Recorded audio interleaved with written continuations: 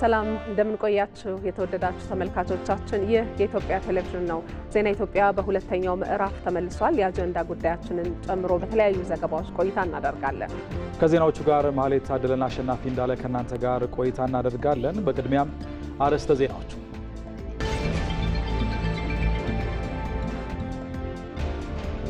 በቅርቡ ይፋ የተደረጉ ሜጋ ፕሮጀክቶች ለኢትዮጵያ የእድገት ጉዞ አዲስ ምዕራፍ ከፋች መሆናቸው ተገለጸ።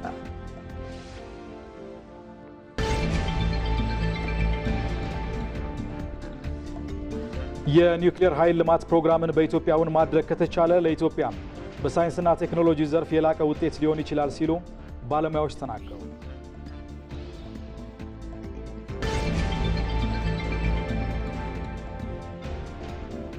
ኢትዮጵያ የባህር በር እንድታጣ የተደረገበት ሂደት ሕጋዊነትን ያልተከተለና ሕልውናዋን የማዳከም ጥንስስ ውጤት እንደሆነ ተገለጸ።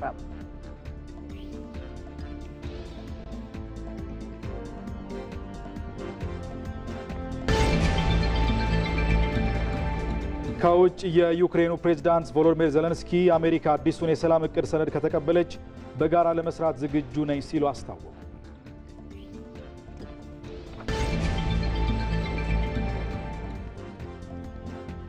በስፖርት ዘገባችን በዘንድሮ የዓለም ዋንጫ በ16 ሀገራት የምትወከለው አውሮፓ 12ቱን ቀድማ ስታውቅ ቀሪዎቹ 4 ሀገራት የሚታወቁበት የጥሎ ማለፍ መርሃ ግብር ይፋ ተደርጓል።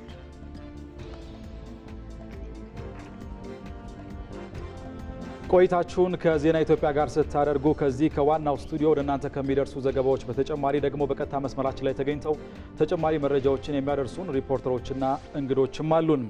የሲቪል ሰርቪስ ኮሚሽን የሩብ ዓመት አፈጻጸሙን በሚመለከተው ቋሚ ኮሚቴ እየተገመገመ ነው የሚገኘው። ይህንን ጉዳይ የተከታተለች የምትገኘው ደግሞ ባልደረባችን አልጋነሽ ተካናት ወደ በኋላ ተጨማሪ መረጃዎችን ታደርሰናለች። የዘንድሮው የብሔር ብሔረሰቦችና ሕዝቦች ቀን በተመለከተ ህዝባዊ መድረክ እየተካሄደ ነው። መድረኩን ደግሞ እየተከታተለች የምትገኘው ባልደረባችን ሰናይት ብርሃኔ ነች። እሷንም ወደ በኋላ እናገኛታለን። ወደ ባህር ዳር ስንሻገር ደግሞ በባህር ዳር ከተማ አስተዳደር የከተማና መሰረተ ልማት ዘርፍ ክላስተር የመንግስት ሰራተኞች በወቅታዊ የሰላምና የልማት ዙሪያ እየመከሩ ነው የሚገኘው። ይህን ጉዳይ ደግሞ እየተከታተለ የሚገኘው ባልደረባችን ሳሙኤል ወርቃየው ነው። እሱም ወደ በኋላ ይቀላቀለናል። እንግዶችም ጋብዘን ቆይታ የምናደርግባቸውን ጉዳዮች ይዘናል። ተመልካቾቻችን ኢትዮጵያን ከድህነት ለማውጣት ከቅርብ ጊዜ ወዲህ የሚሰሩ የልማት ስራዎች ተስፋ ሰጪ ውጤት እየታየባቸው ስለመሆኑ ተገልጿል። በቅርቡ ይፋ የተደረጉ ሜጋ ፕሮጀክቶችም ለዚህ ያላቸውን አስተዋጽኦ አያይዘን በአጀንዳ ጉዳያችን እናነሳለን። አቶ ወሰኔለ ስምዖን የሲዳማ ክልል መንግስት ኮሚኒኬሽን ቢሮ ኃላፊ ናቸው። በዚህ ጉዳይ ላይ ተጨማሪ ማብራሪያ እየሰጡን ከኛ ጋር ቆይታ የሚያደርጉ እንግዳችን ናቸው። በሌላ በኩል ደግሞ የኒውክሌር ኃይል ልማት ፕሮግራምን በተመለከተ በተለይ በኢትዮጵያ እውን ለማድረግ ከተቻለ ለኢትዮጵያን በሳይንስና ቴክኖሎጂ ዘርፍ የላቀ ውጤት ሊያመጣላት እንደሚችል ይገለጻል። ይህንን በተመለከተ ደግሞ የኢትዮጵያ ኒውክሌር ኃይል ኮሚሽን ምክትል ኮሚሽነር የሆኑት አቶ አብዱራዛቅ ኡመር እዚህ ስቱዲያችን ተገኝተው ከኛ ጋር ቆይታ ያደርጋሉ። በሌላ በኩል ባልደረባችን አቤል ሙልጌታም እንዲሁ በሌላ ጉዳይ በቀጥታ መስመር ላይ ያለ የኢጋድ የሚኒስትሮች ጉባኤ በቀጠናው የሚገኙ አርብቶ አደሮች እንቅስቃሴና ልማት ላይ የሚመክር መድረክ እያካሄደ ነው። በመድረኩ የተነሱ ሀሳቦችን አካቶ እየጠበቀን ነው። ሁሉንም እንግዶቻችንና ሪፖርተሮቻችንን ቆየት ብለን እናገኛቸዋለን። አብራችሁን ሁኑ። የአሰብ ጥያቄ ባይኖር ኖሮ የሁለቱ ሀገራት ግንኙነት ይሰምር ነበረ ወይ? ኢንተረስትን መግለጽ በኢንተረስትህ ላይ እንነጋገር ማለት ማንኛውም ያደርገዋል። በማንኛውም ጉዳይ ላይ አለመነጋገር ይሄ የሻዕቢያ ፖሊሲ። አሁን ግን ያ ዘመን ያለቀ ይመስለኛል። የኢትዮጵያ የባህር በር ይገባኛል ጥያቄ ፍትሃዊ ነው፣ ትክክለኛ ነው። አሁን ደግሞ አስገዳጅ ነው። ለምን አሰብ የሚለውን እንመልከት። አሰብ ወደዛ የሄደበት መንገድ ትክክለኛ አይደለም። በኢትዮጵያ በኩል ሁሉም አማራጭ ሬዲ ሆኖ ቀርቧል። አስረድቼ ሞግቼና ተሞግቼ አተርፋለሁ ብሎ የሚያምንበት ፔጅ ላይ ማምጣት ያስፈልጋል። የሀገር ጉዳይ ዛሬ ከምሽቱ 3 ሰዓት ከሩብ ጀምሮ በኢትዮጵያ ቴሌቪዥን።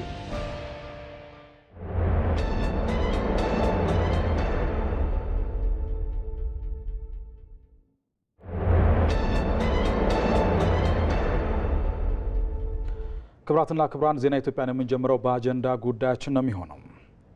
ኢትዮጵያን ከድህነት ለማውጣት ከቅርብ ጊዜ ወዲህ የሚሰሩ የልማት ስራዎች ተስፋ ሰጪ ውጤት እየታየባቸው መሆኑ ተገለጸ። በቅርቡ ይፋ የተደረጉ ሜጋ ፕሮጀክቶችም ለኢትዮጵያ እድገት ጉዞ አዲስ ምዕራፍ ከፋቾች ናቸው ተብሏል። ይመራደም ተጨማሪ ዘገባ አለው። ኢትዮጵያ ለምን ድሃ ሆነች? ግጭትና ጦርነት፣ ደካማ የስራ ባህል፣ የተበላሸ የፖለቲካ ስርዓት፣ ሀብትን ገልጦ ማልማት አለመቻልና ሌሎችም በርካታ ምክንያቶች ኢትዮጵያ ለምን ድሃ ሆነች ለሚለው መጥቀስ ይቻላል። ነገር ግን አሁን ላይ ኢትዮጵያ እንዴት ትበልጽግ የሚለው ዋነኛው ጉዳይ ነው። ለዚህ ተግባራዊ ምላሽ ደግሞ ከትውልዱ ይጠበቃል። ትልልቅ ልማቶችን ደፋር የሆነ ውሳኔዎች ተወስነው ህዳሴ ግድባችን መጠናቀቅ አንዱን ቁጭታችንን ይሄ ትውልድ መልሷል ማለት ነው። የአባይን ውሃ እንዳንጠማ የውሃ ተጠቃሚ ሆነናል ማለት ነው። አንድ ደግሞ ሌላ ቁጭት ይቀራል። ከሁለቱ ውሃዎች መሀል ያለች ሀገር አንድ ቁጭት ደግሞ ይቀራል። ለዛ ቁጭት ትውልድ ጸንቶ መቆም ይኖርበታል ማለት ነው። አባይን መጠቀም እስከቻልን ድረስ ቀይ ባህር ደግሞ ከፊታችን የተደቀነ የትውልድ የቤት ስራ ነው። ላሊበላን ፈልፍለው የሰሩ፣ አክሱም ሐውልትን ቀርጸው ያቆሙ፣ የሶፍ ዑመር ዋሻን ሚስጥራዊነት የቀመሩ የስልጣኔና የጥበብ እጆች ገናናነትን የማስቀጠል ሾተ ላይ ገጥሟቸው ድህነትን አሸንፈው ሳይጥሉት ይሄው አብሯቸው ዘልቋል።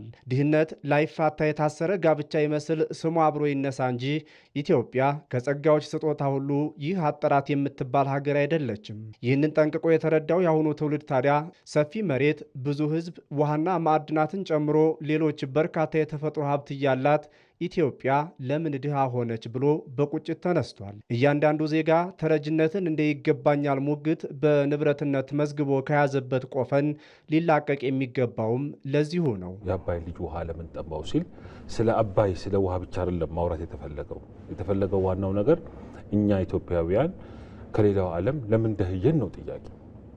ምንድነው እንደዚህ ድሃ ያደረገ እንድንጠማ ያደረገ ምንድነው? ውሃ እያለን ውሃ ይጠማናል። ሀብት እያለን አቅም እያለን እምቅ አቅሞች እያሉን መበልጸግና ከዓለም እኩል መራመድ አልቻልንም። እየተራብን ነው። መሬት እያለን ለም አፈር እያለን ተፈጥሮ ጸጋ እያለን እንራባለን። ስንዴ ከውጭ ሀገር እንለምናለን። ያ ለምን ሆነ ነው ጥያቄ የሚያነሳው። የመደመር መንግስት ይህን ለመፍታት የተነሳ የመደመር መንግስት በአንዱ ማጠንጠኛው ኢትዮጵያ ለምን ድሃ ሆነች ብሎ የቁጭት ጥያቄ ሲያነሳ የሚያገኘው አመክንዮ እንቅልፍ የሚያስተኛ እረፍት ሊሰጥ የሚችል አልሆነም። ይልቁንም የሚያንገበግብ ቁጭት ቢሆን እንጂ።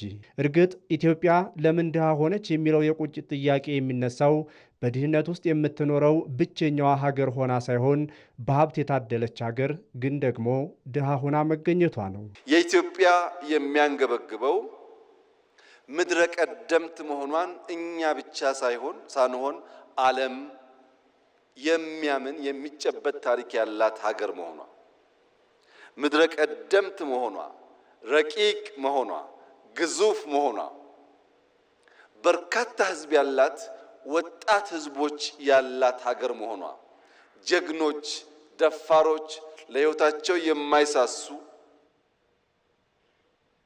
በረጅም ጊዜ ውስጥ ቢለካ ጀግነታቸው ያልነጠፈ ህዝቦች መኖሪያ መሆኗ፣ ብረት ቀጥቅጠው ማረሻን አቅልጠው በምድረ ቀደምትነት እርሻን የጀመሩ ኢትዮጵያውያን መሆናቸው ይነገራል። ይህንን ታሪክ ቀዳሚ የሆኑበት እንጂ ስራቸው የዘመናዊ አብዮትን መቀላቀል ተስኖት ባለበት ተቸክሎ ቀርቷል። እናም አሁን ላይ ኋላ ቀር ሆኖ የቆየውን የአመራረት ዘዴ የመቀየር ጅምሮች ውጤት እየተመዘገበባቸው በመሆኑ በቅርቡ ይፋ የተደረጉ ሜጋ ፕሮጀክቶችም ድህነትን ታሪክ አድርገው ለኢትዮጵያውያን አዲስ ምዕራፍ ከፋች ናቸው። በቅርቡ ክቡር ጠቅላይ ሚኒስትራችን ያበሰሩት የማዳበሪያ ፋብሪካ አንዱ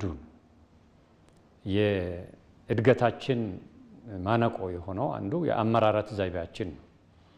ምክንያቱም አብዛኛው ኢኮኖሚያችን ግብርና ነው። የስርዓታት ማነቆ ስንል በጥልቀት ገባ ብለን ብናይ አንዱ የአመራረት ዘይቤና ምርታማነት ነው። ምክንያቱም ሰፊ መሬት እያለን አልተጠቀምንበትም። በቂ ውሃ እያለን አልተጠቀምንበትም። ሰፊ የሰው ኃይል እያለን ምርታማ አልሆንም። ስለዚህ አንዱ ማነቆ የነበረው ግብአት ነው። የግብአት ምላሽ ይሰጣል ማለት ነው። እነዚህ ትልልቅ አጀንዳዎች ሲመለሱ አገራችን ትመነደጋለች፣ ታድጋለች፣ አንድ ደረጃ ትደርሳለች። ድህነት የኢትዮጵያ የህልውናዋ ጠላት ነው።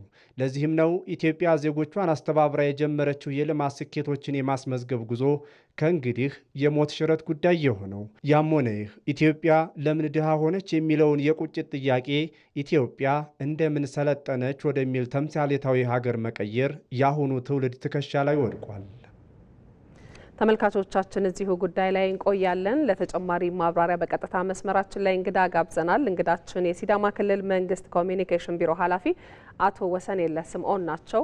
አቶ ወሰንየለህ በቀጥታ መስመራችን ላይ ስለተገኙም ስለሚሰጡን ማብራሪያ አስቀድመን እናመሰግናለን። በቀጥታ ወደ ቀዳሚው ጥያቄያችን እንለፍና ቀደም ሲል በተከታተልነው ዘገባችን ኢትዮጵያ የታሪኳን የቀደምት ስልጣኔ ሀገር የመሆኗን ያህል ግን የሚጠበቀውን ያህል እያደገች እንዳልሆነ ይታወቃል። ለዚህ ደግሞ በርካታ ምክንያቶችን ማንሳት ይቻላል። የተወሰኑትን አሁን ጠቅሰናቸው መግቢያ ብናደርግ። እጅግ አድርጌ አመሰግናለሁ። እንግዲህ በዜናውም ላይ እንደሰማነው ኢትዮጵያ ሀገራችን በብዙ መልኩ የታደለች ሀገር ናት። በመታደሏ ልክ ደግሞ በሚፈለገው ልክ ስታድግ አልነበረም። በተለይ ከለውጡ መንግስት በፊት ከነበረው ጊዜ አንስተን ስናይ ለዚህ ጉዳይ በጣም ብዙ ነገሮች ሊዘረዘሩ ይችላሉና የመጀመሪያው ምክንያት ሆኖ ሊመጣ የሚችለው እንግዲህ ኢትዮጵያን በልኳ በሞዴሏ ሊያስተዳድር የሚችል ሊመራ የሚችል ስርዓት ባለመገንባቱ ነው የሚል እምነት ነው የሚኖረኝ። ኢትዮጵያን በኢትዮጵያ ከለር በኢትዮጵያ እውቀት ሊመራት የሚችል ስርዓት ተገንብቶ በተለይ ኢትዮጵያን ለመምራት እድሉን የሚያገኙ አካልም ሆነ ለኢትዮጵያ ይጨነቃሉ የሚሉ አካላት በተለይ ኢትዮጵያን በራሱ አስተሳሰብ ሳይሆን በውጭ በተቀዱ ሞዴሎች ሊመሯት እና በዛ ልክ ሊቆረቁሩላት ባሰቡ ቁጥር ትክክለኛው ጥያቄ ባለመጠየቁ ለኢትዮጵያ ችግር ኢትዮጵያዊ መፍትሄ መበጀት አልተቻለም የሚል ነገር ነው የሚኖረኝ። ይሄ የመጀመሪያው ኢትዮጵያ የተመራችበት መንገድ ነው ከዚህ ቀደምና አንዱ ማነቆ ችግር ተደርጎ ሊወሰድ ይችላል። ሁለተኛው እንግዲህ ቅድም ዜና ላይም በጋራ እንደሰማ ነው የባከነ እምቅ አቅም ነው። ኢትዮጵያ ሀብት አላት፣ ውሃ አላት፣ ለም መሬት አላት፣ ህዝብ አላት እና ይህንን ሪሶርስ በአግባቡ ወደ ስራ ቀይሮ ሀብት ሊፈጥር በሚችል መልኩ ባለመሰራቱ የተፈጠረ ችግር ነው። እዚህ ሁሉ ስልጣኔ መሰረት ሆና እንዴት ወደ ኋላ ቀረች የሚለው ጥያቄ ሁሉንም የሚያንገበግብ ጥያቄ ነው አድርገን ወስዶና ስለዚህ የመጀመሪያዎቹ ሁለቱም ምክንያቶች እነዚያ ይሆናሉ። ሌላኛው ደግሞ ኢትዮጵያን በአግባቡ ለማሳደግ ደግሞ የመሰረተ ልማት እጥረቶችን በተለያየ መልኩ የሚገለጽ ይሆናል ብዬ ነው ማስበው። ሌላኛው ስርዓታዊና ተቋማዊ ማነቆች፣ ፈተናዎች በጣም ችግር ነበሩና ሌላው ግጭትና ጦርነትም በዚህ መልኩ ሊጠቀስ ይችላል። ስለዚህ የመጣንበት ያለፍንባቸው መንገዶች በተለየ ሁኔታ አንዱ ይሰራል፣ ቀጥሎ የሚመጣው እያፈረሰ ወረትን ሰብስቦ ከትናንት ተምሮ ዛሬን በትክክል ሰርቶ ነገን ከማሰብ ይልቅ በተለይ የመጠፋፋት አይነት አፕሮች ስንከተል ስለነበር ይህንን በሚያርም መልኩ የብልጽግና መንግስት በተለይ የመደመር መንግስት በአገር በቀል አስተሳሰብ የሰራቸው ስራዎች ላለፉት 7 ዓመታት ብዙ ትምህርት የሰጠው ነውና ትልቁ ችግር በአግባቡ እኛን የሚመስል አፕሮች ባለመከተላችን እና በባዕዳን አስተሳሰቦች ኢትዮጵያ እንደ ሸቀጥ ከውጭ የገቡ አስተሳሰቦች ዋጋ አስከፍሏታልና ያንን በሚያርም መልኩ ነው እየተሰራ ያለውና እነዚህ ምክንያቶች ሊጠቀሱ ይችላል ብዬ ነው የማስበው። መልካም። ከዚህ የድህነት አዙሪት ውስጥ ለመውጣት በርካታ ስራዎች መንግስት በተለይ ከቅርብ ዓመታት ወዲህ እየሰራ እንደሆነ ይታወቃልና ምናልባት ግን የመደመር መንግስት እሳቤ በተለይ ይህንን የድህነት ታሪክ ለመቀየር ምን ያህል አቅጣጫ ጠቋሚ ነው? ምን መፍትሄ ይዟል ማለት ይቻላል? እዚህ ላይ ደግሞ ያለውትን ሀሳብ እስኪ ያጋሩ። አመሰግናለሁ። እንግዲህ የመደመር መንግስት አንዱ ሁሉም እንደሚያውቀው ያደረ ቤት ስራም ጭምር ይዞ የሚሰራ መንግስት ነውና ትናንትን በአግባቡ አይቶ ከትናንት ተምሮ ዛሬን ሰርቶ ነገን ለመገንባት እንደተሰራ ያለውና ላለፉት 7 ዓመታትም ትልቅ ስራዎች ተሰርቷል። በተለይ በክቡር ጠቅላይ ሚኒስትር ዶክተር አብይ ኢኒሼቲቭ የተጀመሩ በአገር በቀል አስተሳሰብ የተጀመሩ ስራዎች እጅግ ውጤት እያመጡ ነው። ስለዚህ ወረትን መሰብሰብ፣ አቅም መገንባት፣ ሌት ተቀን መስራትን የሚጠይቅ ስራ ነው መሰራት ያለበትና በዛው ልክ ነው የመደመር መንግስት አቅጣጫ ያስቀመጠው። ስራዎችን ግን ስንሰራ በተለመደው አካሄድ ሳይሆን ፈጠራን አክለን መስራት አለብን። አዳዲስ ኢኖቬሽኖች ያስፈልጋሉ። ፈጠራ ብቻ ሳይሆን በጣም መፍጠን ያስፈልጋል። በቀርፋፋ አካሄድ ከዚህ ቀደም በተለመደው የቀደምት መንግስታት በሄዱት አካሄድ ተኪዶ ኢትዮጵያን ማሳደግ አይቻልም የሚል ስትሮንግ አቋም አለው የመደመር መንግስት። መፍጠር ብቻ ሳይሆን አንዳንድ ጊዜ ዓለም ቆሞ ስለማይጠብቀን በጣም መዝለልም ያስፈልጋል የሚል ክሊር ዳይሬክሽን ነው የተቀመጠውና በእኔ እምነት የተቀመጠው ዳይሬክሽን በጣም ትክክል ነው። ኢትዮጵያን ለማሳደግ የሚያስችል ቁልፉን አግኝተናል። በአገር በቀል አስተሳሰብ እየሰራን ነው። ለመስራታችን ደግሞ ውጤቶችን አምጥተናል። ፈተናዎቹን ወደ ድል መቀየር የሚያስችል ፈተናን እንደ ድል ተጠቅሞ አገርን ሊያሳድግ የሚችል ስትሮንግ የሆነ አቅጣጫ ተቀምጧልና የመደመር መንግስት የመፍጠንና የመዝለል ስትራቴጂ ብሎ ያስቀመጠው በእርግጠኝነት ያደሩ የቤት ስራዎችን መስራት፣ አዳዲስ ነገሮችን መጨመርና ኢትዮጵያን ካደጉ ሀገራት ተርታ ለማሰለፍ በቁርጠኝነት ሊያሰራ የሚችል ዳይሬክሽን ተቀምጧል ብዬ ነው የማስበው። መልካም፣ እጅግ አድርገን እናመሰግናለን። የሲዳማ ክልል የመንግስት ኮሚኒኬሽን ቢሮ ኃላፊ አቶ ወሰኔለ ስምዖን በቀጥታ መስመር ስለተገኙ ስለሰጡን ማብራሪያ መልካም ቀን ይሁንልዎ። እግዚአብሔር ይስጥልኝ። አመሰግናለሁ።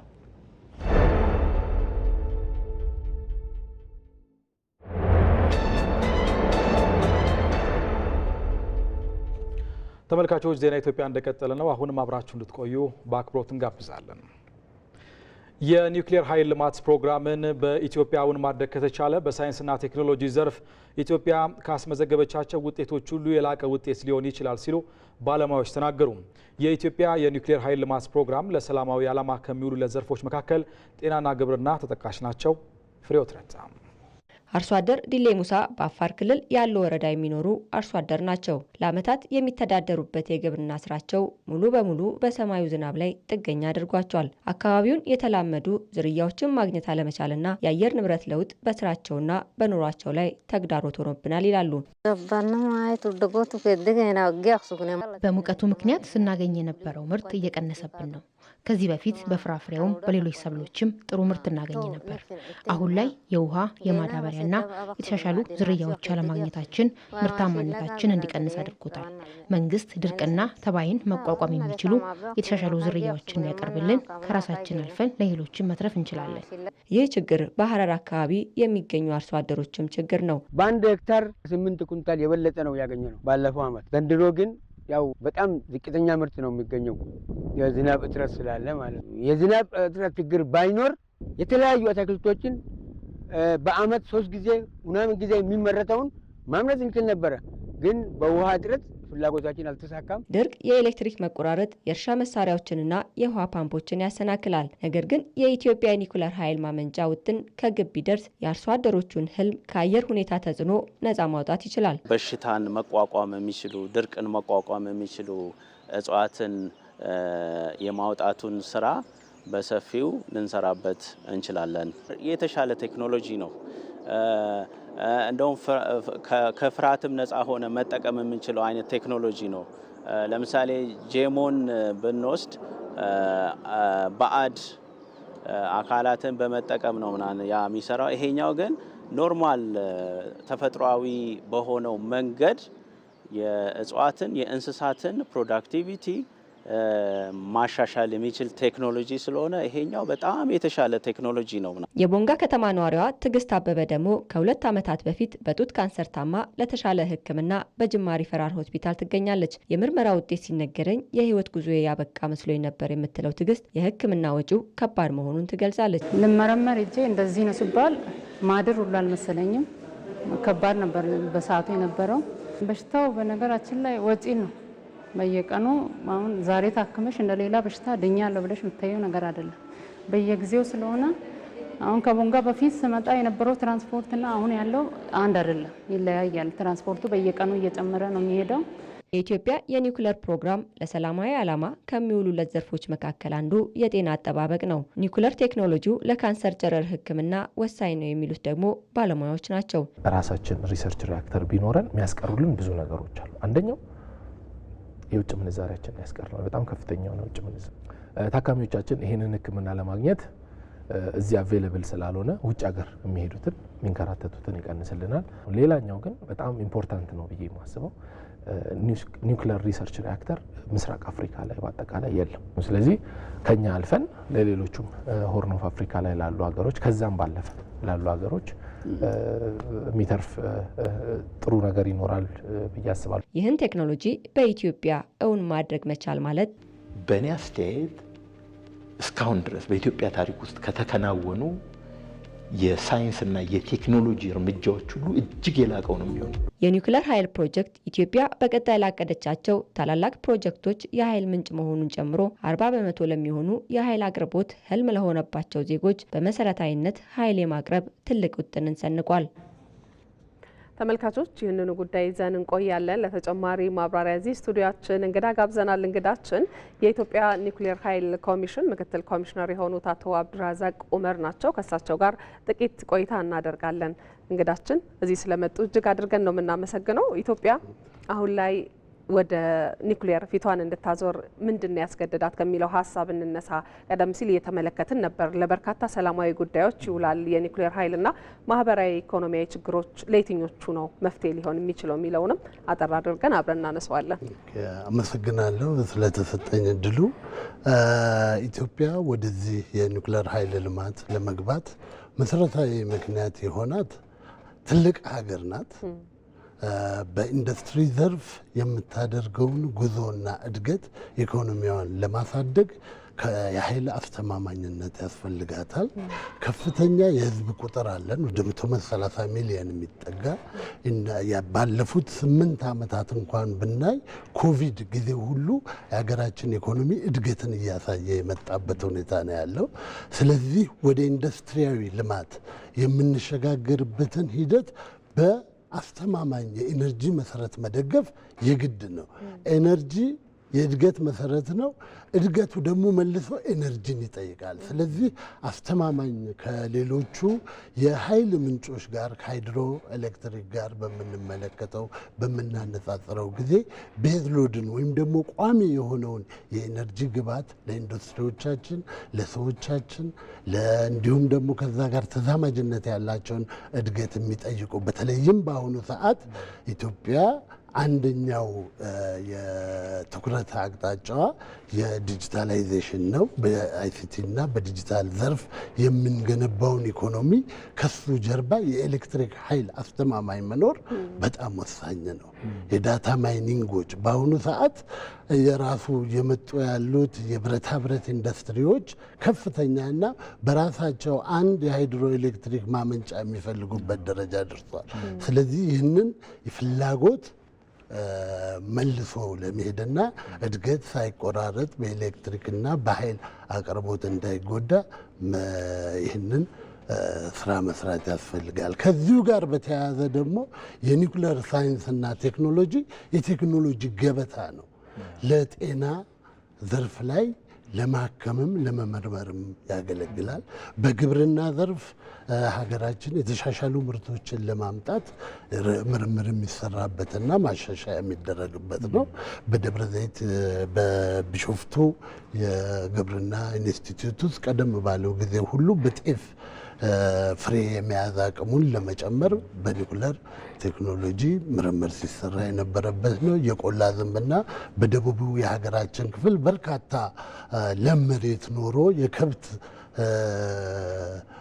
ልማትን ለማካሄድ የሚከሰቱ በሽታዎችን የገንዲ በሽታን ለማስወገድ እየዋለ ነው የሚሄደው። በውሃ ሀብት ቁጥጥር፣ በመንገድ ስራ፣ በኮንስትራክሽን፣ በጥራት ስራዎች በርካታ ማህበራዊና ኢኮኖሚያዊ ዘርፍ ላይ የሚውል ሰፊ ማዕድ ነውና ይሄ ዓለም ለምን እየተጠቀመው እንደሆነ እንግዲህ ይታወቃል። በተለይ ከዓለም ጉዞ ጋር ለመሄድና ተወዳዳሪ ለመሆን የሚያስችሉ ብዙ ነገሮች ይሰሩበታል ተብሎ ይታሰባልና አዋጁ ከወጣ በኋላ ኮሚሽኑ ተቋቁሟል። እንደው እስካሁን ድረስ በእርግጥ ጥቂት ወራት ቢሆኑም ገና የቅድመ ሁኔታ ስራዎች ምን አይነት ስራዎች ተሰሩ፣ በአጭር ጊዜና በረጅም ጊዜስ ምንድነው የምንጠብቀው የሚለውን እስኪ ያው ሰፊ ሊሆን ይችላል፣ ግን ዋና ዋናዎች ኮሚሽኑ እንግዲህ ከዚህ ከኒውክሌር ኃይል ልማት ጋር ሀገራዊ ፕሮግራምን የማስተባበር የመምራት የማቀድ ወደ ተግባር የመለወጥ ማንዴትን ይዞ በአዋጅ ቁጥር 275 19/2017 ከአንድ ወር ከ8 ቀን በፊት ነው የተቋቋመው። በዚህ ጊዜ ውስጥ እንግዲህ ኮሚሽኑ የመቶ ቀን እቅድን በአጭር ጊዜ ውስጥ አዘጋጅቶ አደረጃጀት አሰራርን በአዋጅ የተሰጠውን ስልጣንና ተግባር መሸከም የሚያስችል ስራዎችን እንዴት አድርጎ ማካሄድ እንዳለበት ፋይል የሚገፋ ሳይሆን አገልግሎትና መፍትሄ የሚሰጥ የቴክኖሎጂ ተቋም መሆን የሚችልበትን በመስራት ላይ ነን ያለ ነው። ከቴክኖሎጂ አቅራቢው ድርጅት ጋር ጊዜ ሳናጠፋ ሀገራዊ ቡድን አቋቁመን የቪዲዮ ኮንፈረንሲንግ ተደርጓል። በቀጣይም ወደ ልማቱ የሚገባበት ሁኔታ ነው። የሰው ኃይል ዝግጅት ይኖራል። በዚህ ዘርፍ የኒውክሌር ቴክኖሎጂ በደሴት የሚከናወን አይደለም። በርካታ ባለድርሻ አካላት የሚሳተፉበት ነው። እነዚህ ባለድርሻ አካላት ምን ምን ኃላፊነት አለባቸው? ለምሳሌ ያህል በሰው ሀብት ልማት ግንዛቤ በመፍጠር እንዲሁም ደግሞ ከዛ ጋር የተያያዙ የቴክኖሎጂውን ሀገር በቀል ወደሚሆንበት ደረጃ ለማሸጋገር በጋራና በትብብር ልክ ሀገር እየተከተለው ባለው የመደመር መንገድ ተባብሮ ሲነርጂ ፈጥሮ መስራትን ይጠይቃል። ስለዚህ አሁን በቅርቡ ከዲሴምበር 8 እስከ 12 ዋናዎቹ ባለድርሻ አካላትን ከዓለም አቶሚክ ኤነርጂ ኤጀንሲ ጋር በመተባበር ስልጠናና የግንዛቤ ፈጠራ ፕሮግራም እናካሄዳለን ማለት ነው። እጅግ በጣም ነው የምናመሰግነው። የኢትዮጵያ የኒውክሌር ኃይል ኮሚሽን ምክትል ኮሚሽነር አቶ አብዱራዛቅ ኡመር እዚህ ድረስ ስለመጡ ስለሰጡን ማብራሪያ መልካም ጊዜ ይሁንልዎት።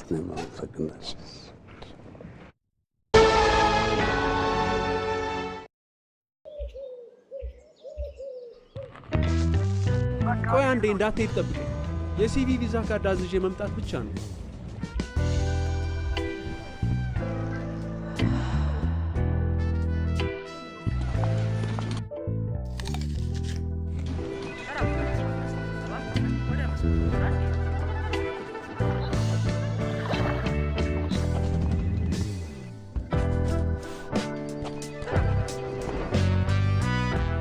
ባንኮ በመዳፎ በያዙት ስልኮ ቤቶ ድረስ ከተፍ ይላል። ሰላም ጤና ይስጥልኝ።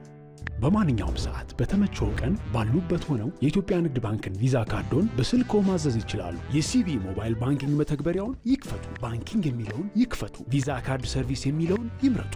ቢፈልጉ ምትክ ወይም አዲስ መጠየቅ፣ የካርዶን አይነትና የሚወስዱበትን ቅርንጫፍ መርጠው ያረጋግጡ። ባንክ የሚመጡት ካርዶን ለመውሰድ ብቻ ነው። አሁኑኑ ያመልክቱ። በፍጥነት ካርዶን ይውሰዱ። የኢትዮጵያ ንግድ ባንክ፣ ሁሌም የሚተማመኑበት ባንክ። ዜና ኢትዮጵያን እየተከታተላችሁ ነው ተመልካቾች። ከኛ ጋር ስለሆናችሁ እናመሰግናለን። ዘገባዎቻችን ይቀጥላሉ። ኢትዮጵያ ለዘመናት ስታስተዳድረው ከኖረችው የባህር በሯ እንድትገለል የተደረገበት ሂደት ሕጋዊነትን ያልተከተለና ሕልውናዋን የማዳከም ጥንስስ ውጤት እንደሆነ ተገለጸ። ኢትዮጵያ የባህር በር አይገባትም በሚል ሴረኞች የተከተሉትን ትርክት ከስሩ ለመንቀል ትውልዱ የሕጋዊነት ጥያቄ አንስቷል። መሐመድ አልቃድር ይህንኑ ጉዳይ በተመለከተ ያሰናዳውን እንከታተል። መልህቅ አርማዬ ቀይ ባህር ቤቴ ጀግንነት ውርሴ የአባት የአያቴ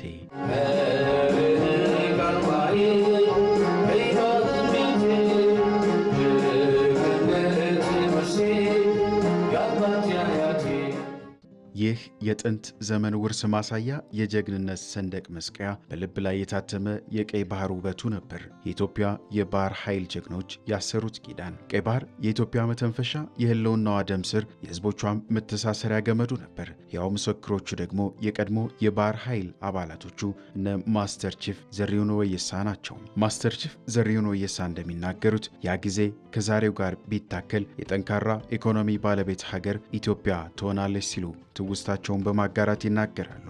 ለኛ በጣም እኮ የተለየ ነው። እኛ ራሳችን ሀገራችን ነው የምንኖርበት ነው። ህዝቡ ጋራ አንድ ነን። በዛን ወቅት እንቅስቃሴው በጣም ደስ የሚል ወደቦች በሙሉ ሞልተው እንደገና ተጠባባቂዎች ባህር ላይ መልህቅ ጥለው የሚቆሙበት ሁልጊዜ ቢዚ የሆነ ወደብ ነበር። በተለይ አሰብ በዛ በተጀመረው እንቅስቃሴ አሁን ያለው ቢታከልበት ደፍነትሊ ኢትዮጵያ ከምንም በላይ ከፍተኛ እድገት የምታሳይ አለ የሚባል ጠንካራ ኢኮኖሚ የምትገነባ አገር እንደምትሆን ምንም ጥርጥር አልነበረው። ወደቦቻችን ትላልቅ ስራ የሚሰሩ የውጭውን የንግድ እንቅስቃሴ የሚያሳልጡ በጣም ትላልቅና ግዙፍ ወደቦች ነበሩን። የራሳችን የሆኑ ብዙ ሀብቶችም ነበሩን። በተለይ አሰብ ላይ የነዳጅ ማጣሪያ፣ ሌሎችም በጣም በርካታ የሆኑ የህዝባችን ሀብት የፈሰሰበት ብዙ ሀብት የነበረበት ወደብ ነው እና ይሄ ወደብ እንግዲህ ያው ጊዜውን ጠብቆ እንዲሄድ ተደርጓል በተለያዩ ምክንያቶች። እንግዲህ ያው ጊዜውን ጠብቆ ደግሞ ይመለሳል። ያ ታላቅ ውርስ በተሳሳተ ውሳኔ ተነጥቆ የሀገር ልብም ተሰብሮ ታሪካዊ ቁስል በኢትዮጵያ ላይ ደርሷል። ዛሬ ያ የተፈጸመው ስህተት መራራውን ፍሬ ሀገሪቱ እንድትጎርስ አድርጓታል። የቀድሞ የህወሓት ማዕከላዊ ኮሚቴ አባልና ለ10 ዓመት የትግራይ ክልል ፕሬዝዳንት የነበሩት አቶ ገብሩ አስራት ሉዓላዊነትና ዲሞክራሲ በኢትዮጵያ በሚል ባስነበቡት መጽሐፋቸው ላይ ያነውን ጸረ አንድነት አቋም በመቆጨት ከስህተቱም የድርሻቸውን በመውሰድ ትክክል አልነበርንም ብለውበታል። በመጽሐፋቸው በወቅቱ ከፍተኛ አመራር ውስጥ የነበርን ሰዎች የባህር በር ጉዳይ ለኢትዮጵያ ህልውና ወሳኝ መሆኑን በግልጽና በቆራጥነት መከራከርና ህዝቡ የነበረውን ስሜት መረዳት ሲገባን ይህንን ሳናደርግ ቀርተናል የሚል ቁጭትንም አንስተውበታል። ያኔ መሪዎች በጽሁፍም ሆነ በንግግራቸው የባህር በር ለኢትዮጵያ ረብ የሌለው ይሉ ነበር። ነገር ግን በቢሊዮን የሚቆጠሩ ዶላሮች ሀገርን በልማት ሊያበሩ ሲገባ ለወደብ አገልግሎት እየተከፈሉ የሌሎችን ካዝና ይሞላሉ። የባህር በር ማጣት ለኢትዮጵያ ኢኮኖሚያዊ ሽምቅቆ ነው። በወደብ ስናጣ 1 ሚሊዮን ምናምን ቶን የማይበልጥ የነበረን ወጪ ገቢ ዛሬ እስከ 20 ሚሊዮን ሜትሪክ ቶን ወጪና ገቢ ንግድ ማስተናገድ ወይም ደግሞ ማንቀሳቀስ የምንችልበት ደረጃ ደርሰናል። ይሄ በ2030 ደግሞ እየጨመረ ወደ 35 እስከ 34 ሚሊዮን ሜትሪክ ቶን ይሄዳል። ስለዚህ የባህር በር መኖር ግዴታ ነው። ኢምፖርት አለን፣ ኤክስፖርት አለን። ይሄ ኤክስፖርትና ኢምፖርት ቫልዩ አለው፣ የራሱ ቫልዩ አለው። እስከ 20 ቢሊዮን ዶላር ያወጣል። ይሄንን ዲፔንድ ሆነን የምናስተላልፈው በባህር ወደብ ላይ ነው። ስለዚህ ይሄ ተጎዳ ማለት ኢኮኖሚያችን ይሄን ያጣል ማለት ነው። የባህር በር ማጣት በታላቁ ሀገር ላይ የተፈረደባት እንደ ሞት ፍርድ ያለ ስለመሆኑ በርካቶች የሚያነሱት ነው። ኢትዮጵያ ቀይ ባህር ላይ የነበራትን ታሪካዊና ተፈጥሯዊ መብት ያጣችበት መንገድ ከዓለም አቀፍ ሕግ አኳያ ተገቢነት የሌለው ስለመሆኑ ይነሳል። ኢትዮጵያን የቀይ ባህር አክሰስ ያሳጣው ውሳኔ ማን ወሰነው? ካቢኔው ይሆናል ብለን የካቢኔውን ዶክመንት ብናገላብጥ የለም፣ ካቢኔው አያውቀውም። አይ የለም ምክር ቤት ይሆናል የወሰነው ብለን ብንወስን ምክር ቤቱም አልነበረ፣ ምክር ቤት አያውቀውም ውሳኔው። የለም የኢትዮጵያ ሕዝብ በሪፈረንደም ወስኖ እንዳይሆን እንዳይባል ነበርን እኛም ያኔ። የኢትዮጵያ ሕዝብ ያልወሰነው ተወካዮቹ ያላዩት ቢያንስ ካስፈጻሚ ካቢኔ ያላየው ውሳኔ ማን ወሰነው? ማጣትን የሚያክል ነገር ያጣንበት መንገድ ህጋዊነት ችግር እንዳለው ማሳያው ተቋሞች አልገቡበትም። አሁን ግን ኢትዮጵያ ከእንቅልፏ ነቅታለች። የህልውና ጥያቄዋ ወደ ጠረጴዛ ተመልሷል። ኢትዮጵያን ወደ ባህር በሯ መመለስ በደምና ባጥንት ሀገር በመጠበቅ ያቆዩ የትላንት አባቶችን የተፈጥሮና የህጋዊ መብት የማስመለስ የትላንት ክህደትንም በዛሬ ትጋት የመሻር ሂደት ነው። ኢትዮጵያ ለ3 አስርት ዓመታት የባህር በር ባለቤትነት ተነፍጋ መቆየቷ ምን አሳጣት የሚለውን ደግሞ ባልደረባችን መስከረም ቸርነት በተከታዩ ዘገባ ታስቃኝናለች። ከ130 ሚሊዮን በላይ የህዝብ ቁጥር ያላት ሀገር ኢትዮጵያ ከ3 አስርት ዓመታት በላይ የባህር በሯን አጥታለች። ለኢትዮጵያ የባህር በር ባለቤት አለመሆኗ የሀገሪቱን ሁለንተና እድገት ወደ ኋላ ከመጎተቱም በላይ ህልውናዋን አደጋ ውስጥ የሚከት ነው። ኢትዮጵያ የባህር በር ባለቤት አለመሆኗ ምን አሳጣት? የባህር በር ቢኖራትስ ምን ትጠቀማለች? የሚለውን ጥቂት ነጥብ እናንሳ። አስቀድመን ንግድና ኢኮኖሚን እንመልከት። ከ95 በመቶ በላይ የሚሆነውን የውጭ ንግድ በጅቡቲ በኩል የምታስተናግደው ኢትዮጵያ ለወደብ ኪራይና ተያያዥ አገልግሎቶች በየዓመቱ ከ1 እስከ 2 ቢሊዮን ዶላር ታወጣለች። ይህም በቀጠናው የባህር በር ካላቸው ሀገራት ጋር ሲነጻጸር ከውጭ የሚገቡ ምርቶች ላይ ከ15 እስከ 25 በመቶ ለተጨማሪ ወጪ ይዳርጋታል። ለአብነት ያህል አሁን ላይ ከውጭ በ10,000 ዶላር አዲስ አበባ የሚገባ ተሽከርካሪ ኢትዮጵያ የባህር በር ቢኖራት ከ8,000 እስከ 8,500 ዶላር ይሆን ነበር ማለት ነው። አስቡት፣ ነዳጅ፣ የምግብ ምርቶች፣ ማሽነሪዎችና መሰል ምርቶች በምን ያህል ዋጋ ሊቀንሱ እንደሚችሉ። ይህ ብቻ አይደለም። ኢትዮጵያ ለውጭ ገበያ የምታቀርባቸው እንደ ቡና፣ ወርቅ፣ የቁም እንስሳትና መሰል ምርቶች በዓለም አቀፍ ደረጃ ተወዳዳሪ እንዲሆኑ ያስችላል።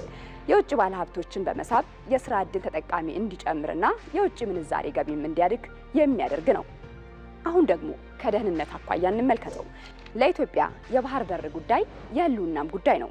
አሁን ባለንበት ዘመን ሀገሪቱ ከውጪ የምታስገባው የትኛውንም ነገር በሌሎች ሀገራት ባህር በር መሆኑ በተዘዋዋሪ የምታስገባውን ነገር ሁሉ እነርሱ እንዲቆጣጠሩ መፍቀድ ነው። ሀገሪቷ ሉዓላዊነቷን ለማስከበር ከምታስገባው የጦር መሳሪያ አንስቶ ለመኖር ወሳኝ እስከሆኑ ምርቶች በሌሎች የባህር በር መግባቱ እነዚህ ሀገራት በማንኛውም ጊዜ ስምምነታቸውን ቢያነሱ የሀገሪቱ ሕልውና አደጋ ላይ ወደቀ ማለት ነው። ሀገሪቱ ሰፊ የአየር ክልል እንዳይኖራትም የሚያደርግ ነው። የባህር በር አለመኖሩ የኢትዮጵያ ጦር አውሮፕላኖች እንደ ልብ ተንቀሳቅሰው ደህንነቷን እንዳያስጠብቁ የሚገድብም ነው። በዚህ ምክንያትም ነው ሀገሪቷ አስተማማኝ ደህንነት ከባህር በር ጋር ጥብቅ ቁርኝነት አለው የሚባለው። ይህ ብቻ አይደለም። የባህር በር አልባነት የዲጂታል ነፃነትንም ጥያቄ ውስጥ የሚከት ነው። በአብዛኛው የዓለም የኢንተርኔት መስመር በባህር ውስጥ የተዘረጋ የፋይበር ኦፕቲክ ገመድ ላይ ይመሰረታል። የባህር በር የሌላት ኢትዮጵያ ግን በራሷ የምትጠቀመው ኔትወርክን በራሷ የባህር በር በኩል የተዘረጋ አይደለም። ይህም ሀገሪቱን ለከፍተኛ ወጪ ከመዳረጉም በላይ የሳይበር ደህንነቷን አደጋ ውስጥ የሚከት ነው።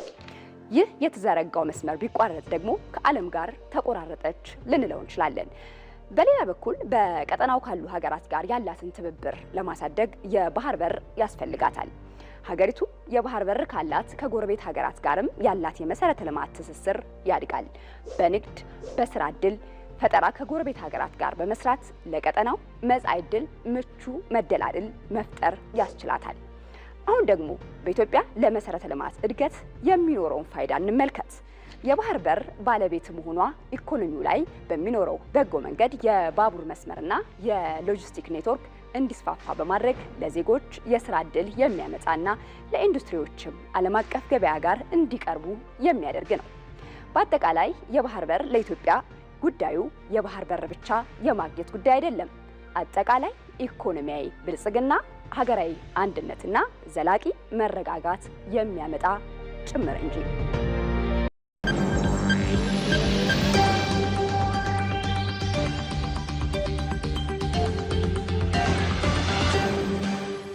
የዓለም ኃያላን የመካከለኛ ደረጃ የኃይል ተሰላፊዎች ከአሸባሪዎችና ሽብርን ከሚደግፉ መንግስታት ጋር በተፋጠጡበት በቀይ ባህር ቀጠና ላይ አዳዲስ ነገሮች መሰማታቸው ቀጥሏል።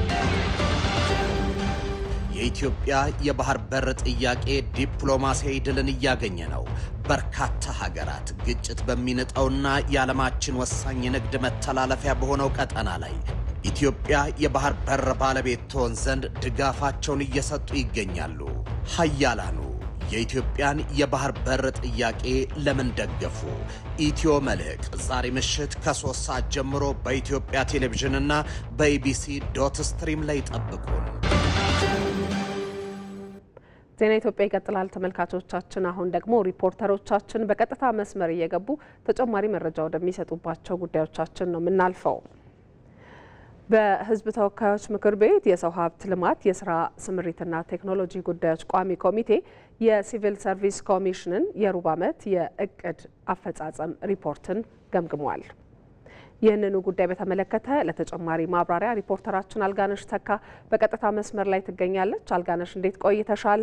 ቋሚ ኮሚቴው በግምገማው ወቅት ያነሳቸው በጎ አፈጻጸሞች እንዲሁም ደግሞ መስተካከል አለባቸው ያላቸውን ጉዳዮች አካተሽ መረጃሽን አድርሽን። አመሰግናለሁ ማህሌት። ቀደም ሲል አንቺም እንደገለጽሽው በዛሬው ዕለት በሕዝብ ተወካዮች ምክር ቤት የሰው ሀብት ልማት የስራ ስምሪትና የቴክኖሎጂ ጉዳዮች ቋሚ ኮሚቴ የሲቪል ሰርቪስ ኮሚሽን የ2018 ዓ.ም የሩብ ዓመት እቅድ አፈጻጸም ሪፖርትን ሲገመግም አርፍዷል። ቀደም ሲል እንደተገለጸው በዛሬው ዕለት የሲቪል ሰርቪስ ኮሚሽን ዶክተር መኩሪያ ኃይሌ የ3 ወራት አፈጻጸም የኮሚሽኑ ምን እንደሚመስል ለሕዝብ ተወካዮች ምክር ቤት በተለይ ደግሞ ለሚመለከተው ቋሚ ኮሚቴ አቅርበው ነበር። በዋናነት በእነዚህ 3 ወራት የተሰሩት ስራዎች በተለይ ደግሞ እንደ ሀገር ለውጡን ተከትሎ በርካታ በተለይ ደግሞ የመንግስት አስተዳደርና አገልግሎት ስርዓቱን ለማዘመን ለማሻሻል የተገልጋይ እርካታን ለማረጋገጥ በርካታ ስራዎች እየተሰሩ እንደሆነ ይታወቃል። እንደ ሀገር ሪፎርሙን ተግባራዊ ለማድረግም እንደ አዲስ የተቀረጸውን ሪፎርም ተግባራዊ ለማድረግም በርካታ መመሪያዎችና ደንቦች እንዲሁ እየተዘጋጁ እንደሆነ ነው የተገለጸው። በዚህ ምዕራፍ ውስጥ እንደሚታወቀው 8 የሚሆኑ የመንግስት ተቋማት በመጀመሪያ በመጀመሪያው ምዕራፍ የዝግጅት ምዕራፍ ላይ ይገኙ ነበረ። በዚህም ላይ የዝግጅት ምዕራፋቸውን አጠናቀው ዛሬ ላይ 4 ተቋማት ወደ ትግበራ መግባታቸውን እንዲሁ ዶክተር መኩሪያ ኃይሌ በሪፖርታቸው ላይ አጽንኦት ሰጥተው ጠቅሰውት ነበር። እነዚህ ተቋማትም የገንዘብ ሚኒስቴር፣ የጤና ሚኒስቴር እንዲሁም ደግሞ ራሱ የሲቪል ሰርቪስ ኮሚሽንና የስራና ክህሎት ሚኒስቴር የመጀመሪያ ምዕራፍ የዝግጅት ጊዜያቸውን አጠናቀው ወደ ትግበራ እንደገቡ ይታወቃል። ቀሪዎቹ ደግሞ በመጀመሪያው ምዕራፍ ተካተው የነበሩት 4 ተቋማት እንዲሁ የዝግጅት ምዕራፋቸውን ያላጠናቀቁባቸው የተወሰኑ ጉዳዮች ስላሉ በቀጣይ አጠናቀው እነሱን 4 ተቋማት የሚቀላቀሉ እንደሆነ ይታወቃል። በዋናነት ለዓመታት ሲንከባለል የነበረውም ወደኋላ ወደ 118 ዓመታት የተለያዩ የተገልጋይ ጥያቄዎች ሲነሱ ነበር። የመንግስት አገልግሎት እርካታ ክፍተት እንደነበረው ይታወቃል። በዘመናት በነበረው ሂደትና እንደ ጥሩ ተሞክሮ የተነሳው በጠቅላይ ሚኒስትሩ ኢኒሼቲቭ የተመሰረተው የመሶብ የአንድ ማዕከል አገልግሎት እንደ ማሳያ ወይም እንደ ጥሩ በተለይ ደግሞ በዚህ 3 ወራት የተፈጸመ እንደሆነ ታውቋል። እንደሚታወቀው ዛሬ ላይ ወደ 21 የመሶብ የአንድ ማዕከል አገልግሎት ተገንብተዋል። ከነዚህ ውስጥ ደግሞ 19ኙ ተመርቀው አገልግሎት መስጠት እንደጀመሩ ይታወቃል። ቀሪዎቹ የጅግጅጋና የጎንደር የመሶብ የአንድ ማዕከል አገልግሎት ደግሞ በቀጣዮቹ ጊዜያት እንዲሁ ወደ ትግበራ ይገባሉ ተብሎ ይታመናል። እስከ ሰኔ 30 እንደ አጠቃላይ 200 የሚሆኑ ተቋማትም እንዲሁ ይታመናሉ። እንደ ቋሚ ኮሚቴው በጥንካሬ ያነሳቸው በርካታ ጉዳዮች አሉ። በተለይ ደግሞ ዘንድሮ የደሞዝ ማሻሻያ እንደተደረገ ይታወቃል። የደሞዝ ማሻሻያ ጋር የተለያዩ ክፍተቶች ከክፍያ ጋር በተያያዘ የተነሱ ጉዳዮችን አጥርቶ መቀጠል እንዳለበት እንዲሁ አጽንኦት ተሰጥቶ እንትን ብሏል። እንደገና ደግሞ 4ቱ ተቋማት እንዲሁ ክትትልና ድጋፍ ሊደረግላቸው ይገባል ወደ ትግበራ እንዲገቡ። በጥንካሬ ደግሞ የተነሳው ነገር ምንድነው? የአስተዳደር ስርዓቱን ለታለመለት ዓላማ ለመዋል ግልጽና የተጣራ ስራዎችን መስራቱ እንዲሁ በጥንካሬ የተነሱ ናቸው። ለጊዜው ያለኝ መረጃ ይሄው ነው። አመሰግናለሁ ማህሌት። እናመሰግናለን አልጋነሽ። መልካም ቀን። በባህር ዳር ከተማ ዘላቂ ሰላምን ከማስፈን ጎን ለጎን የማህበረሰቡን ተጠቃሚነት የሚያረጋግጡ የልማት ስራዎችና የመልካም አስተዳደር ችግሮችን የሚፈቱ ተግባራት ተጠናክረው መቀጠላቸው ተገለጸ። በባህር ዳር ከተማ አስተዳደር የከተማና መሰረተ ልማት ዘርፍ ክላስተር የመንግስት ሰራተኞች በወቅታዊ የሰላም የልማትና የመልካም አስተዳደር ስራዎች ዙሪያ እየተወያዩ ነው። በዚህ ጉዳይ ላይ ደግሞ ተጨማሪ መረጃዎችን ሊያደርሰን ሪፖርተራችን ሳሙኤል ወርቃየው በቀጥታ መስመራችን ላይ ነው የሚገኘው። ሳሙኤል እንዴት ውለሃል? በከተማዋ በተለይ ሰላምን ከማስፈን ጎን ለጎን ምን የልማት ስራዎች እንዲሁም የመልካም አስተዳደር ችግሮችን የሚፈቱ ተግባራት እየተከናወኑ ነው ተባለ? መረጃዎችን አድርሰን።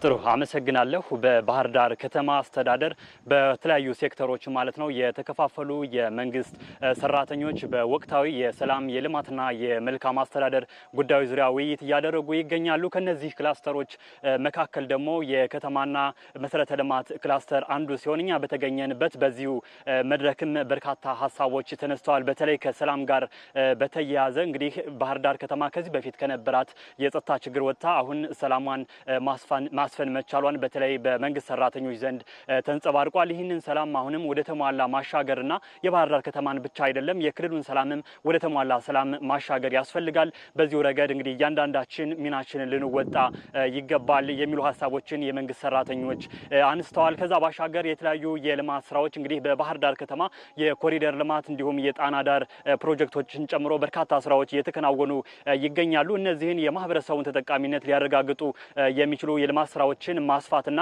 በከተማዋ ማዳረስ እንደሚገባም በመንግስት ሰራተኞች በኩል አስተያየት የተሰጠበት ማለት ነው። ከዛ ባሻገር በተለይ የኑሮ ውድነቱ በዜጎች ላይ የሚያሳድረውን ጫና ለመቀነስ መንግስት እያደረጋቸው ያሉ የእሁድ ገበያን እንዲሁም የገበያ ማረጋጊያ ሌሎችንም ዘዴዎችን አስፋፍቶ እንዲቀጥል መንግስት ሰራተኞች እያነሱበት ነው ማለት ነው።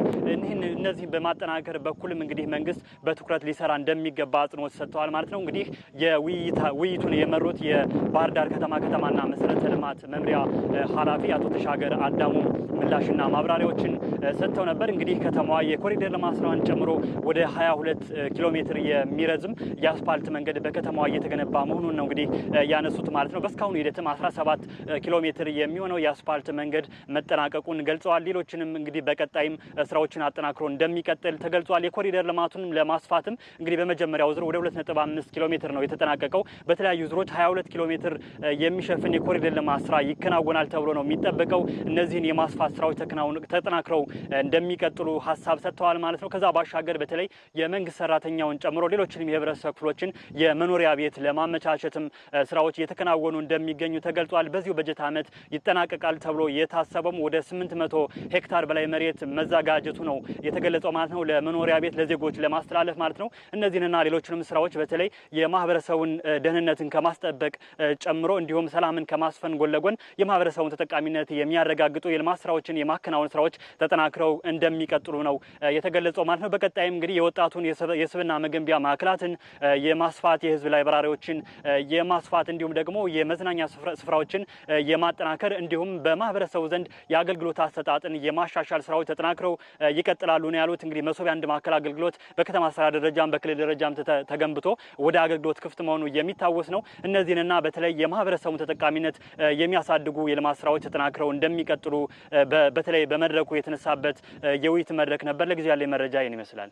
ሞይ ለመረጃዎቹ እናመሰግናለን። ጥሩ ቀን ይሁንልህ። ሪፖርተሮቻችንን በቀጥታ መስመር ማግኘታችንን እንቀጥላለን። የከፋፋይ ትርክት ውጤት የሆኑ ቂምና ጥላቻን የወል በሆነው ፍቅርና አንድነት ለመተካት እየተሰሩ ያሉ ስራዎች ተጠናክረው መቀጠል አለባቸው ሲሉ የአዲስ አበባ ከተማ አስተዳደር አፈ ጉባኤ ቡዜና ከድር ገለጹ።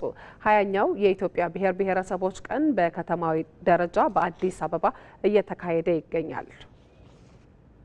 ይህንኑ ጉዳይ በተመለከተ ተጨማሪ መረጃ የምትሰጠን ሪፖርተራችን ሰናይት ብርሃኔ ናት። በቀጥታ መስመራችን ላይ ትገኛለች። ሰናይት እንደምን ቆይተሻል? ኢትዮጵያ ብሔር ብሔረሰቦችን ቀን በከተማ ደረጃ በተለያዩ አካባቢዎች ታከብራለች። 20ኛው የፊታችን ህዳር 29 ይከበራልና አዲስ አበባ ላይ ያለውን አከባበር እየተከታተልሽ ነው ያለሽው። አከባበሩ ምን ይመስላል? የተነሱ ሀሳቦችንም እንዲሁ ጨምረሽ አጋሪ ነው።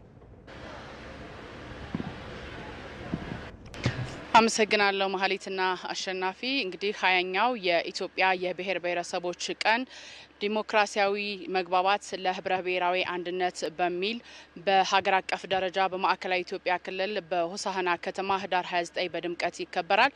ከዛ በፊት ግን በተለያዩ የክልል ከተሞች በተለያዩ ዝግጅቶች እየተከናወነ ነው የሚገኘው። ዛሬም በአዲስ አበባ ከተማ የከተሞች አከባበር የህዝብ ለህዝብ መድረክ ነው እየተካሄደ የሚገኘው። በዚህ መድረክ ላይ የተገኙት የአዲስ አበባ ከተማ አስተዳደር አፈ ጉባኤ ቡዜና ከድርም ይህ ከፋፋይ የብሔር ብሔረሰቦችን ቀን ስናከብር ከፋፋይ የሆኑ ነገሮች የፈጠሯቸውን ቂምና ጥላቻን ለመቀየር የወል በሆኑ ፍቅር፣ አንድነትና መከባበር ለመቀየር እየተሰሩ ያሉ በርካታ ስራዎች አሉ። እነዚህን ስራዎች በማጠናከር በዓሉን ማክበር ይኖርብናል ሲሉ ገልጸዋል። በተለይ ከለውጡ ዓመታት በኋላ በሀገራችን ትልልቅ የሚባሉ ፕሮጀክቶች እየተገነቡ ስለመሆናቸውም ተናግረዋል። ለዚህም ለአብነት በቅርቡ ተመርቆ ለውጤት የበቃውን የታላቁ የኢትዮጵያ ህዳሴ ግድብን አንስተዋል። ከዚህ ውጭም በከተማችን አዲስ አበባ እየተሰሩ ያሉ ትልልቅ ፕሮጀክቶች አሉ። እነዚህ ፕሮጀክቶች ግን አዲስ አበባ ብቻ የሚቆሙ አይደሉም፣ በሌሎች የክልል ከተሞችም እየተሰሩ የሚገኙ ናቸው ብለዋል። ለምሳሌ ያክል የኮሪደር ልማትን ብንመለከት ከአዲስ አበባ ከተማ አልፎ በሌሎች የክልል ከተሞች እየተሰራና ውጤት እየተመዘገበበት ያለ ነው ብለዋል። ከዚህም ባሻገር ይህ እንደዚህ አይነት ህብረ ብሔራዊ አንድነትን የወል ትርክትን የሚያጠናክሩ በዓላት ሲመጡ እዚህ ላይ ትኩረት ተደርጎ ሊሰሩ ይገባቸዋል። የአካታች የሆነ የጋራ ተጠቃሚነትን ለማረጋገጥ የሚያስችል ስርዓትም ስለመዘርጋቱ ነው ያነሱት። በመሆኑም የብሔር ብሔረሰቦች ቀን ሲነሳ ህብረ ብሔራዊ አንድነት የሚጠናከርበት ለሀገር አንድነት የሚሰራበት መሆን እንደሚገባው አንስተዋል። ያነጋገርኳቸው ተሳታፊዎችም እንደገለጹት ከሆነ የብሔር ብሔረሰቦች ቀን ሲከበር ባህላችንን፣ ልብሳችንን፣ አጨፋፈራችንን ብቻ አስተዋውቆ ከመሄድ ባለፈ ለሀገር እድገትና ብልጽግና የምንሰራበት ለዚህ የምንመክርበት ሊሆን ይገባል። ዘንድሮም እያከበርን ያለ ነው በዚህ መልኩ ነው ሲሉ ገልጸዋል። በዚህ የብሔር ብሔረሰቦች የከተሞች አከባበር የህዝብ ለህዝብ መድረክ ላይ የሃይማኖት አባቶች፣ አባገዳዎችና ሀደ ስንቄዎች ተካተውበታል። ለጊዜው ያለኝ መረጃ ይህንን ይመስላል። ሰናይት ለመረጃሽ እናመሰግናለን። መልካም ቀን። የኢጋድ አባል ሀገራት ያላቸውን የእንስሳት ሀብት ጥቅም ላይ ለማዋልና የአርብቶ አደሩን ተጠቃሚነት ለማረጋገጥ መስራት እንደሚገባ ተገለጸ። በቀጠናው ከግማሽ ቢሊዮን በላይ የእንስሳት ሀብት ይገኛል። የኢጋድ የሚኒስትሮች ጉባኤም በቀጠናው የሚገኙ አርብቶ አደር እንቅስቃሴና እንስሳት ልማት ላይ የሚመክር መድረክ እያካሄደ ነው። በዚህ ጉዳይ ላይ ተጨማሪ መረጃ ሊሰጠን ሪፖርተራችን አቤል ሙሉጌታ በቀጥታ መስመር ላይ ይገኛል። አቤል፣ በድጋሚ ነው ስንገናኝ። በቀጠናው ላይ ያለው የእንስሳት ሀብት በሰፊ ጥቅም ላይ ለማዋልና የአርብቶ አደሩን ተጠቃሚነት ለማረጋገጥ የኢጋድ በይነ መንግስታት የሚኒስትሮች ጉባኤ ላይ ምን ተነሳ የሚለው መረጃ አድርሰን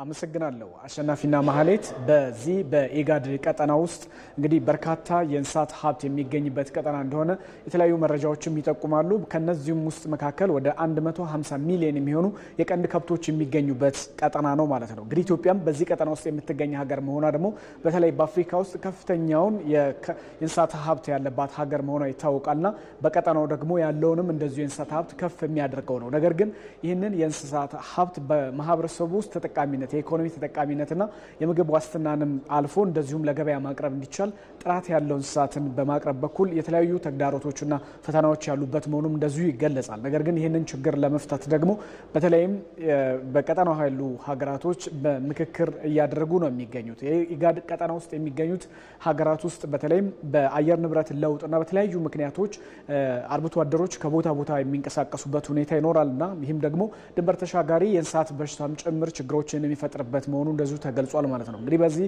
ጉባኤ ላይ እየተነሳ የሚገኘው በእንስሳቶች ከቦታ ቦታ በሚንቀሳቀሱበት በተለይም ድንበር አቋርጦ በሚንቀሳቀሱበት ቦታዎች ላይ ሁሉ የሚያጋጥሙ የእንስሳት በሽታዎችንም መረጃዎችን በመለወጥ የቀጠናው ላይ ያለውን የእንስሳት ሀብት ልማት የበለጠ ከፍ በማድረግ እንዲያስችል ሰፊ ስራ መሰራት እንደሚገባው ተነስቷል ማለት ነው። እንግዲህ በኢጋድ ቀጠና ውስጥ ከ60 እስከ 70 በመቶ የሚሆነው አካባቢዎች ላይ የተለያዩ የእንስሳት እርባታዎች ወይም ደግሞ አርብቶ አደሮች የሚንቀሳቀሱበት እንደሆነ ተነስቷል። ኢትዮጵያ ውስጥ ደግሞ ወደ 50 ሚሊዮን የሚጠጋ ዜጎች በከፊልም ሆነ በዋናነት በአርብቶ አደር ስራ ማህበረሰቡ ከዚህ ጋር ግንኙነት ያለበት እንደሆነ ተነስቷል ማለት ነው። እንግዲህ ኢትዮጵያ ውስጥ ደግሞ መንግስት የተለያዩ ስራዎችን እየሰራ በቀጠናው ውስጥ ያለውንም ላለው ማህበረሰብ ተሞክሮ የሚሆኑ የመንግስት አሰራሮች ተተግብረው ወደ ስራ መገባታቸው ተነስቷልና በዘርፉ ያለውንም አቅም ለመጠቀም ሰፋፊ ስራዎች መሰራታቸው ተገልጿል። በዚህም የኢትዮጵያ ተሞክሮ እንግዲህ ለቀጠናውም ሀገራት መሆን እንደሚችል በዚሁ መድረክ ላይ ተነስቷል ማለት ነው። እንግዲህ በዋናነት በቀጠናው የሚገኘውን የእንስሳት ሀብት ጥራቱን ጠብቆ አገልግሎት ላይና ምርትና የማህበረሰቡን ተጠቃሚነት ማረጋገጥ እንዲቻል በሰፊው መስራት ይገባልም ተብሏል። አቤል ለመረጃዎቹ እናመሰግናለን። ጥሩ ቀን ይሆናል። ዜናችን ቀጥሏል። ወደ ዝርዝር ዘገባዎቻችን ደግሞ እንመለሳለን። አርቲፊሻል ኢንተለጀንስ የመንግስት አገልግሎት ፈጣንና ቀልጣፋ እንዲሆን እያገዘ ስለመሆኑ ተገለጸ።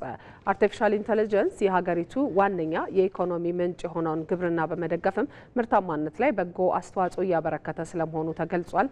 መስከረም ቸርነት ዝርዝር አላት። በኢቲቪ ዳጉ መሰናዶ ላይ ቆይታ ያደረጉ የአርቲፊሻል ኢንተለጀንስ ተመራማሪዎች በኢትዮጵያ ለዘርፉ ትኩረት ተደርጎ መሰራቱ ተጨባጭ ለውጥ እያመጣ ስለመሆኑ ያነሳሉ።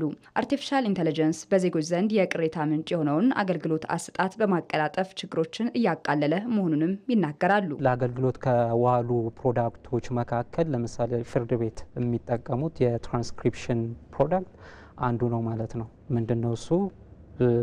እንግዲህ የፍርድ አሰጣጡን ሁኔታ ለማሳለጥ እንደዚሁም ደግሞ የፈጠነ እንዲሆን ከማድረግ አንጻር ትልቅ ሚና የሚጫወት መሆኑን የተረዳንበት ነው። ለምሳሌ አውዲዮን ወይንም ደግሞ ቮይስን ወደ ቴክስት የሚቀይር ዳኛው የሚሰጠውን ጀጅመንት በዶክመንት አድርጎ ለሚመለከተው አካል ለማድረስ ጊዜ የሚፈጅበት ሁኔታ ነበረ። አሁን ግን ያንን ያቀለለበት ሁኔታ አለ። ኢትዮጵያ የአርቲፊሻል ኢንተለጀንስ ኢንስቲትዩትን በማቋቋም ዘርፉ በሀገሪቱ ሁለንተና እድገት አበርክቶ እንዲኖረው እየሰራች ነው ያሉት ተመራማሪዎቹ የግብርናውን ዘርፍም እየደገፈ መሆኑን ገልጸዋል። ፋርሚንግ ወይም የአግሪካልቸር ምርትና ምርታማነትን ማሳደግ የሚችሉ ናቸው። ለምሳሌ የበሽታ ልየታ ሊሆን ይችላል፣ ሰብል የበሽታ ልየታ ሊሆን ይችላል። እነዚህ ቀድመው ፕሪዲቴክሽን ይባላሉ።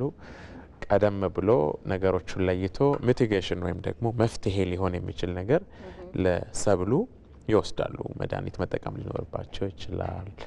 ኦር ኤኒ አዘር ሶሉሽንስ ኦር ሚቲጌሽንስ እነሱን ተጠቅመው ሎስ በጣም መቀነስ ይችላሉ ወይ ሚኒማይዝ ማድረግ ይችላሉ። ይሄ ዳይሬክትሊ ምን አይነት ኢምፕሊኬሽን አለው? ምርትን የመጨመር ኢምፕሊኬሽን አለው ማለት ነው። ኢትዮጵያ የዲጂታል 25 ስትራቴጂ ነድፋ ዲጂታል ኢትዮጵያን እውን ለማድረግ በምታደርገው ጉዞ የሰለጠነ ባለሙያ ማብቃት ወሳኝ በመሆኑ በአርቲፊሻል ኢንተለጀንስ ዘርፍም ባለሙያን በማብቃት ረገድ እየተሰራ ነው ተብሏል።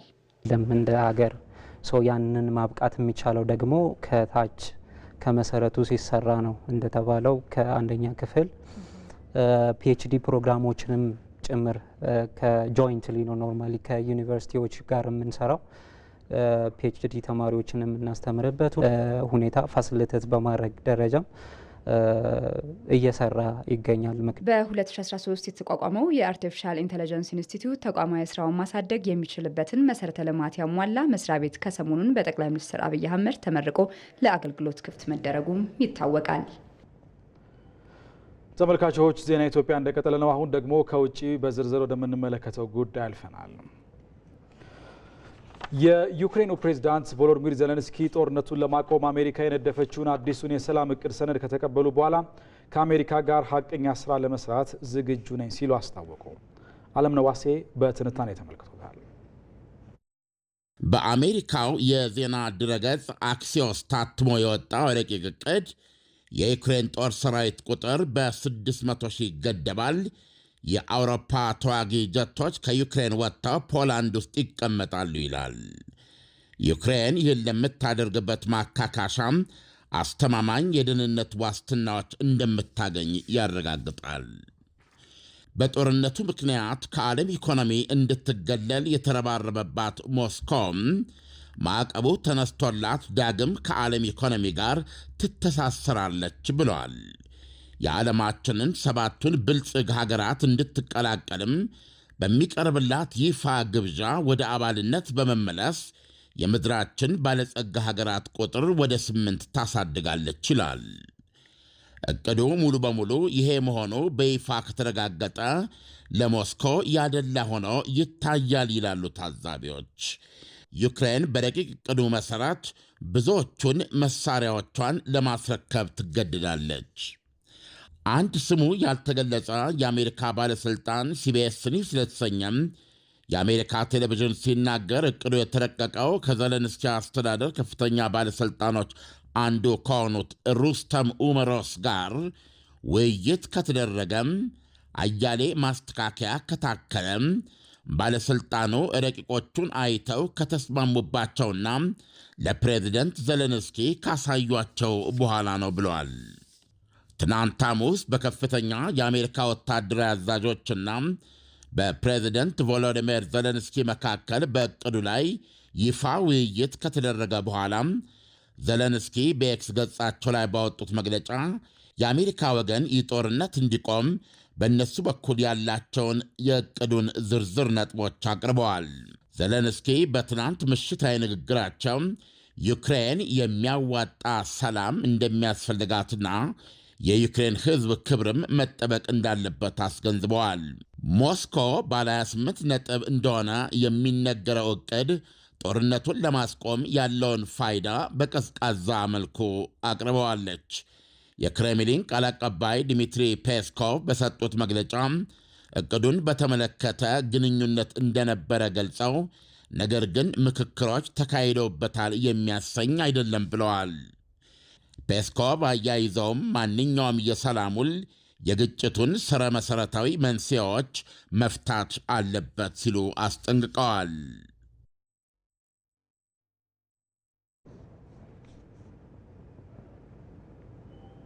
በመጨረሻም የስፖርት ዜና። በዘንድሮው የዓለም ዋንጫ በ16 ሀገራት የምትወከለው አውሮፓ 12ቱን ቀድማ ስታውቅ ቀሪዎቹ 4 ሀገራት የሚታወቁበት የጥሎ ማለፍ መርሃ ግብር ይፋ ተደርጓል። ባለፉት 2 የዓለም ዋንጫዎች መሳተፍ የተሳናት ጣሊያን ከሰሜን አየርላንድ ጋር የምታደርገው ጨዋታ ተጠባቂ ሆኗል። እሱ ባለው ተሾመ ዝርዝር አለ።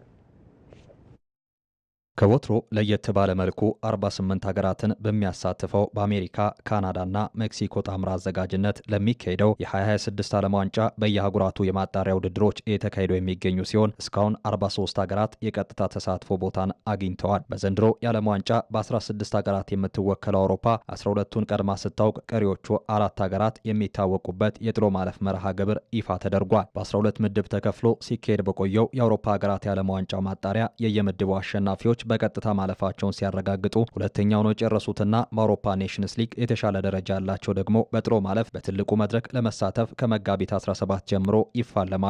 በድልድሉ በመጀመሪያው ምድብ ጣሊያን ከሰሜን አየርላንድና ዌልስ ከቦስኒያ ይገናኛሉ።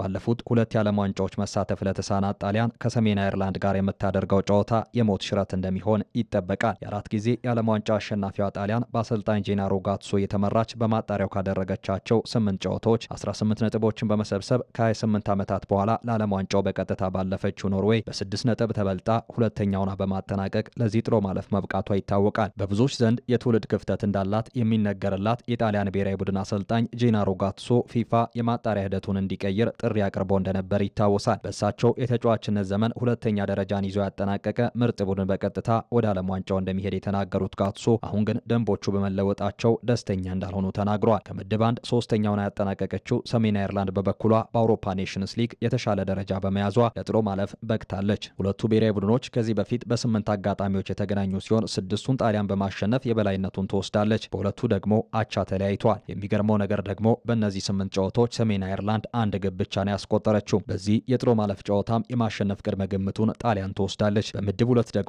ዩክሬን ከስዊድንና ፖላንድ ከአልባንያ ተገናኝተዋል። በአሰልጣኝ ግራም ፖተር የምትመራው ስዊድን ምንም እንኳን በቪክተር ዮክሬሽና በአሌክሳንደር ኢዛክ በመሳሰሉ ተጫዋቾች የሚመራ የፊት መስመር ቢኖራትም ግን በዓለም ዋንጫው በቀጥታ ማለፍ አልቻለችም። ስዊድን ከ6 ጨዋታዎቿ አንዱንም ማሸነፍ ባለመቻሏ ከስዊዘርላንድ፣ ኮሶቮና ስሎቬኒያ ቀጥሎ በማጣሪያ ምድቧ የመጨረሻውን ደረጃ ይዛ አጠናቃለች። ነገር ግን በአውሮፓ ኔሽንስ ሊግ የተሻለ ደረጃ በመያዟ ለጥሎ ማለፍ በቅታለች። በታሪኳ ምርጥ የሚባለውን ስብስብ የያዘችው ስዊድን በዚህ የጥሎ ማለፍ ጨዋታ ለዓለም ዋንጫው መብቃት የማትችል ከሆነ አስቆጪ አጋጣሚ ይሆናል። በምድብ 3 ቱርክ ከሮማኒያና ስሎቫኪያ ከኮሶቮ ሲገናኙ፣ በምድብ 4 ዴንማርክ ከሰሜን አየርላንድ እንዲሁም ቼክ ሪፐብሊክ ከአየርላንድ ሪፐብሊክ የሚገናኙ ይሆናል። ክቡራን ተመልካቾቻችን ከ6 ሰዓት ጀምሮ ከኢትዮጵያ ቴሌቪዥን በቀጥታ ስርጭት ወደ እናንተ ሲደርስ የቆየው ዜና ኢትዮጵያ በተከታተላችሁት መንገድ ተጠናቋል። ከኛ ጋር ስለነበራችሁ እጅግ አድርገን እናመሰግናለን። አሸናፊ እንዳለና ማህሌት ታደለ ከዳይሬክተራችን ቃሲም ሸምሱ ከዜና ኢትዮጵያ አዘጋጅ መታሰቢያ ደረጀና ከሌሎችም አጋሮቻችን ጋር በመሆን ቆይታ አደረግን። ከኛ ጋር ስለነበራችሁ በድጋሚ እናመሰግናለን። ሰላም ሁኑ።